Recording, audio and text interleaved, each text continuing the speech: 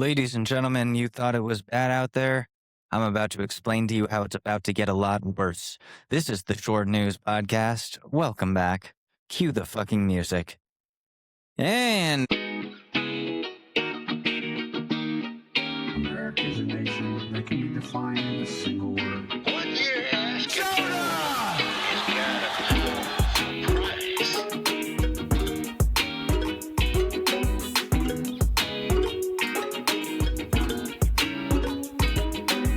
we're back, like we never left.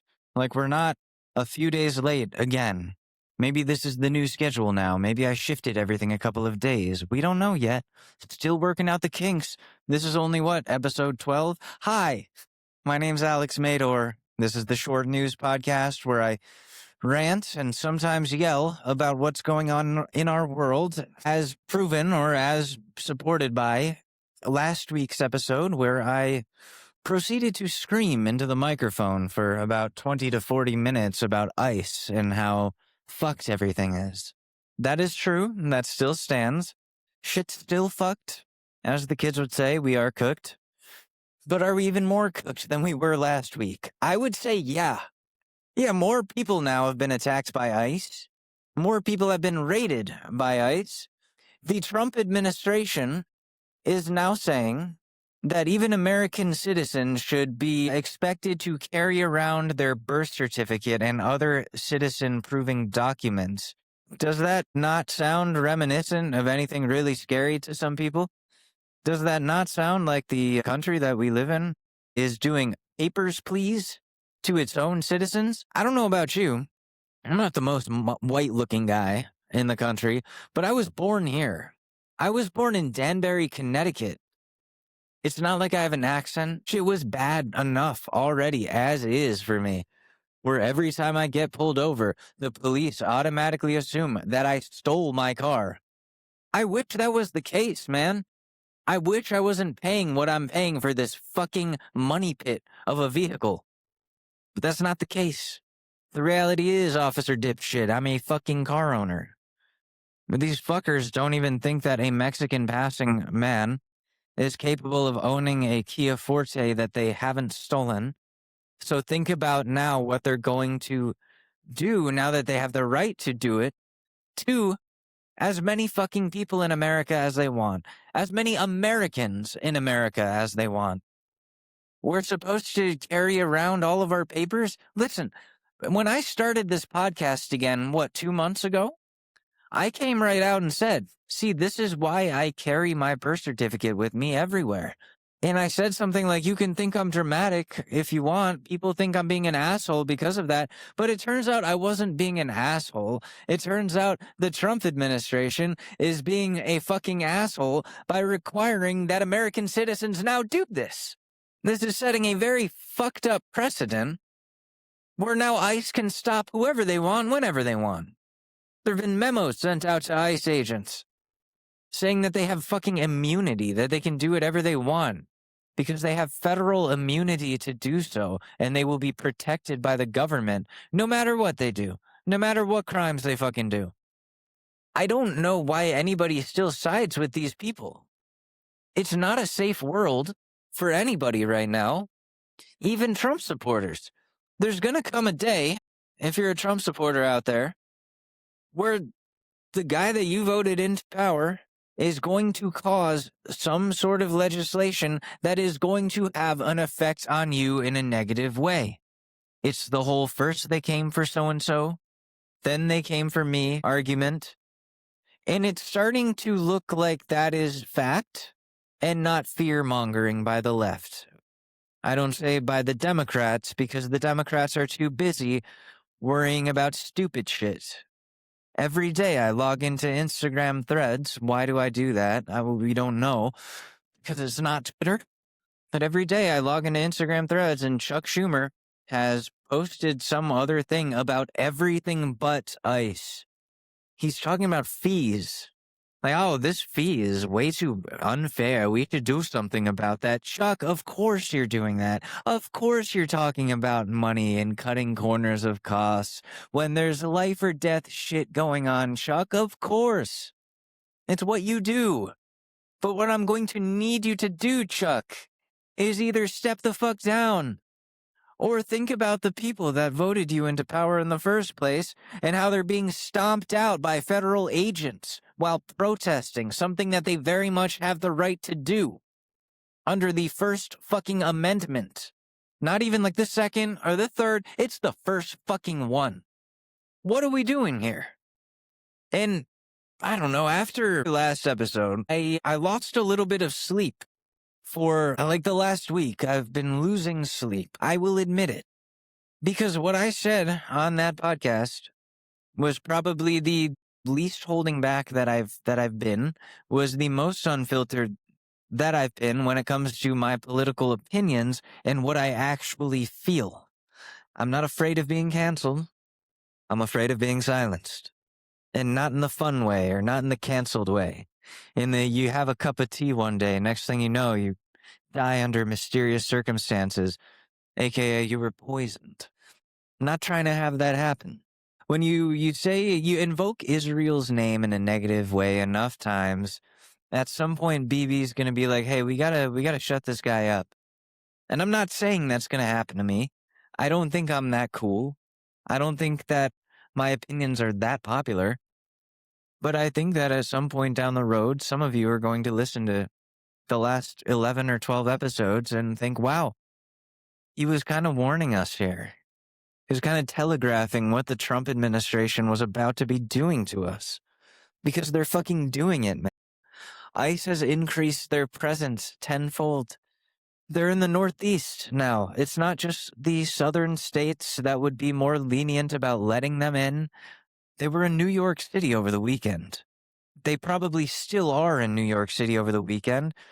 I was thinking about heading up there this weekend to see what is what, to do some on-the-ground reporting, and maybe yell some expletives at a couple of ICE agents. But I don't know. We'll see. I will say whereabouts where I am in New York State, they're also present. I was on the road over the weekend. I was going to Buffalo Wild Wings with a friend to take my mind off of everything that's going on in our world. The last thing that she and I wanted to talk about was Trump and ICE and the scary shit going on. And I'm on my way there, and there's this weird-ass truck with weird siren-looking lights just tailgating the fuck out of me, riding my ass. And I don't like it. I don't like it one bit. It's giving me weird shivers down my spine. Because, like, okay, you know how you know when a cop is behind you? You can't quite put your finger on exactly what it is, but based on the lights and the paint job or, like, the type of lights or the way that the lights are positioned or the brightness of the lights or whatever, you just know it's a cop, and you end up being right. So he ended up passing me, and I see the back of his pickup, and it's got like a big old American flag on it in yellow, like a yellow American flag, and it says Department of Homeland Security. And I was like, oh, great, they're here. They've been behind me. That scared the fuck out of me, because now it's not just something I'm talking about. Now it's not just something I'm reading about. Now it's something that's right in front of my fucking face and sometimes following me, following us. It's in the neighborhood. Dude, that scared the fucking shit out of me. And then after they were out of earshot, or not earshot, because windows closed, it's not like they were going to hear me. But once they were gone and I couldn't see them anymore, I was pretty pissed. I was pretty pissed with the fact that Democrats have allowed the Trump administration to take things this far when it comes to trampling out human rights, and they've applied minimal pressure to combat the Trump administration. Minimal to no pressure. Chuck Schumer and gang have bent over, dropped trow, and are just saying, fuck me, Don. Fuck me. That's what's happening. And I'm sorry for putting it in such crude terms, again, in sexual terms, but I was raised by two sailor mouths who are narcissistic as fuck. This is what you're getting from me. Do you want the news in a based way or not? So either listen and stay or suck my dick. Sorry, that was mean. But I'm sick of the bullshit from all the sides. I'm sick of people saying that I'm too extreme. I'm sick of people saying that it's dramatic to do things like worry about having to bring my birth certificate with me everywhere when that is the fucking reality of what we are living in right now in the United States of America. It's not enough to just have your driver's license anymore. You have to prove to these fuckers that you are a citizen. You have to dance for these federal pieces of shit when they tell you to dance. They're applying force and fear to the masses with an increased federal agent presence that is completely unnecessary to something like Border Patrol. We don't need that. Border Patrol should be the last of our fucking concerns, but of course, the Trump administration, with as fascist and Hitler-esque as they've been, has been finding or looking for somebody to blame as a scapegoat since the beginning. Just like Hitler did with a certain group of people who has now taken their victimhood and turned themselves into the victim. We won't go into that, not all of them, but you get it. If you haven't been able to tell from the last couple of episodes of this show, I'm angry. I'm only going to get angrier. And I don't like the president. Not a fan of Donald Trump. Not many people these days are, and if you are, it's starting to get embarrassing to admit it again. I've seen it at work. I've seen it with my peers.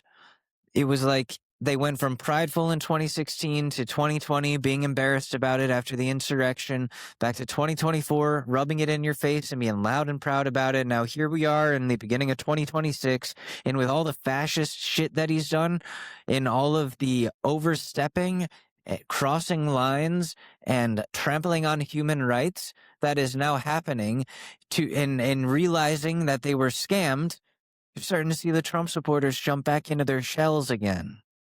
They've fallen for the same ex twice, is what it feels like. It's like when you go back to an ex after the first time was toxic and they beat the shit out of you and they made you feel horrible and you're like losing your hair and losing weight.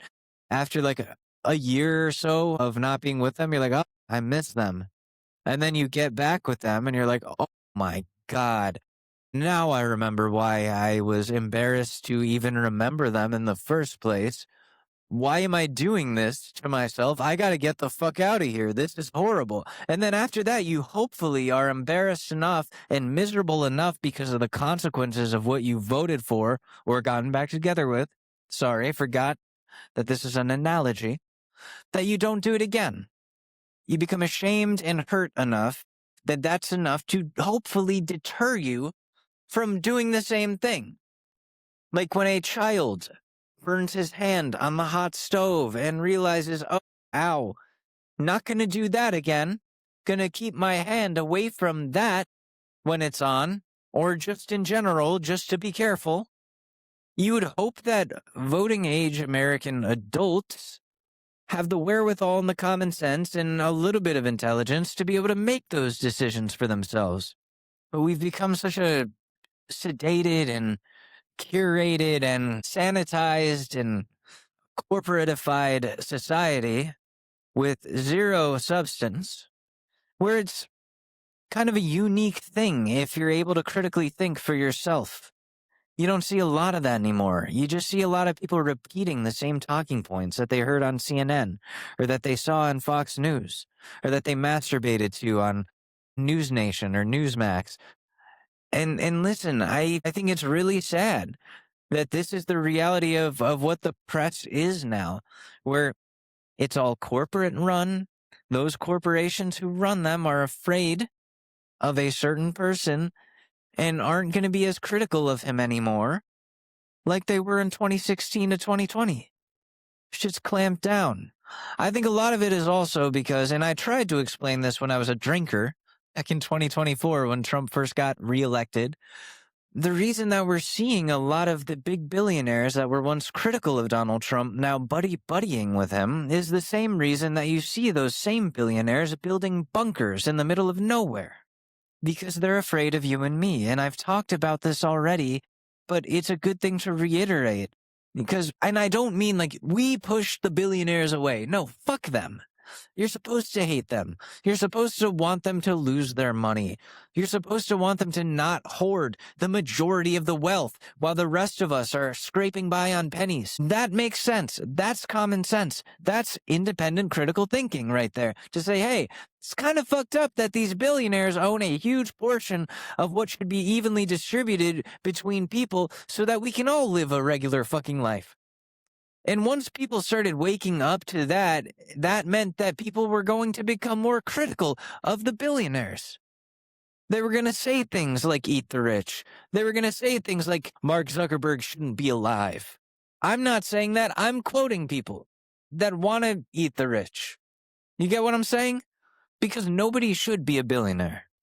There shouldn't be billionaires. That is a huge problem with our society, that billionaires exist. It shouldn't be allowed to happen. Yet here we are, you and me, living off whatever you and me are paid, while people like Zuckerberg, Gates, Bezos make your life savings or more every snap of the fingers, every second. Not only is that unfair, but it's detrimental to the greater good, to society's progression, to anything, to any goal.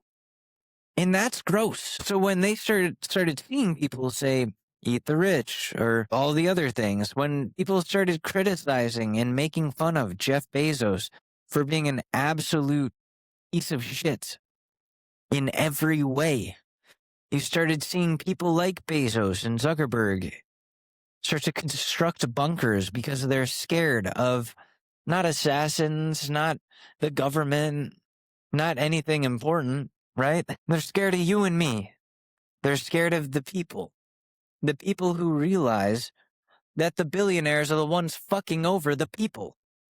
They're guilty, and we've awoken to the fact that they're guilty. And they've awoken to the fact that we've awoken to that fact. Which is why they're scared and siding with President Trump instead of criticizing him the way that they were. They see a guy who can clamp down on human rights for the rest of the American people while protecting theirs and protecting their stuff and protecting their property and their wealth while trampling out the rest of us. I've said this time and time again. They don't care about you. You think Donald Trump gives a fuck about a single one of his voters as individual people? Or about their rights, or about if they live or die past election day? No. If he could rig the election and get away with it, without any human votes, of course he would do that, because he doesn't give a fuck about any of you. He was willing to let those people die for him on January 6th. He was willing to sick his own supporters at Congress, knowing that if the Natty Guard, that's what I call the National Guard because we're cool like that. If the Natty Guard or the military got involved and started shooting these attackers who were only mobilized because they believed that hard in Donald Trump, he wouldn't care if they died. He wouldn't care. He wouldn't give a fuck because at least they were helping him, and I'm sure he's appreciative of them doing that, or he likes that they're doing it. I wouldn't say appreciative, but he doesn't give a fuck if anybody dies. Somebody did die that day. Ashley Babbitt. She got shot by congressional police that day for trying to break down that door. Shot and killed. I'm not saying she was right for storming the Capitol, but she, like a lot of those idiots who went to January 6th, was scammed by a guy who does not give a flying fuck about his supporters. I will say it one more time for the people in the back, for the people with the hearing aids. Donald Trump does not care about you. It doesn't matter how much you care about him. He does not even care about his own children or his own wife. So if you really think that Donald Trump and his merry men have your back, you are in for a rude awakening. Because that is very much not the case. I think I'm going to cut this one short here because I have to run some errands. I've got to get some food. I'm hungry as fuck, and I just got off work, and it's been a very, very long week for me. And I'm sure it's been a long week for the rest of America, but if I had to close this out with anything, fuck Chuck Schumer. I would like you to step down. There's no alternative option. Step down, you piece of shit, because clearly you're not going to change your behavior. You're not going to make an effort to do the right thing and stick up for immigrants.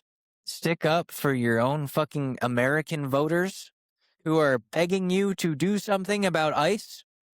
And I'm disappointed. We all are. It sucks. But I don't know. I'll see you next week. It's been the Short News Podcast. I'm Alex Mador, and I'll be back. Gonna work out the kinks on my schedule, do a little more preparation next time here.